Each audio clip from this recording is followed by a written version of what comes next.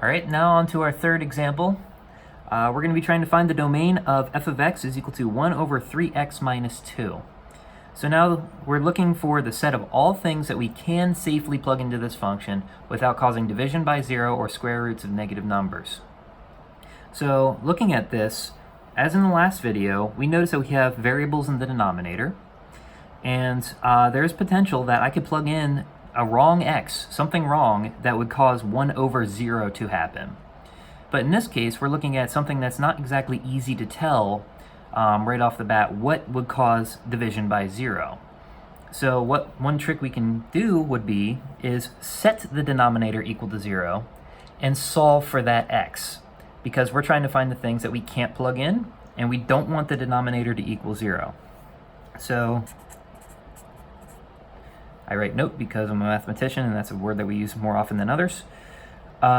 We set 3x minus 2 equal to 0 because we're trying to solve for when the denominator is equal to 0 here. So what this does is it implies, this is an arrow, this is used to separate steps here. Well, this is going to be 3x is equal to 2. All I did was add 2 to both sides. And now I'm trying to, again, the goal is to get x by itself. So this is x is equal to 2 over 3. Okay? So if I plug in 2/3, I'm guaranteed to get 0 out just by algebra. So can't plug in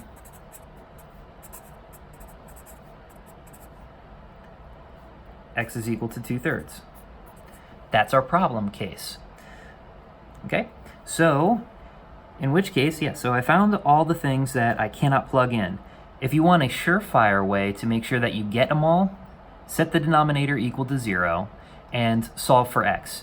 When you do that, you're guaranteed to find every problem case, all the things that you can't plug in. So what can we plug in here? Well, we can plug in everything that's not 2 over 3. So I can plug in a set of all real numbers minus the set containing 2 over 3. And this is going to be the domain. So the domain of f, in this case, is going to be precisely equal to this guy. I'll just rewrite this.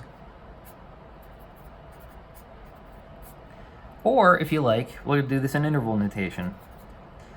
So from minus infinity, we stop at 2/3, and then we pick up at 2/3 again, and go to infinity. Everything else is legit. The only thing that causes problems, as I mentioned, was 2/3. So everything else is good, and we're good to go on this example. So this one is done, and if you found this helpful, please like and subscribe, and I'll see you in the next example.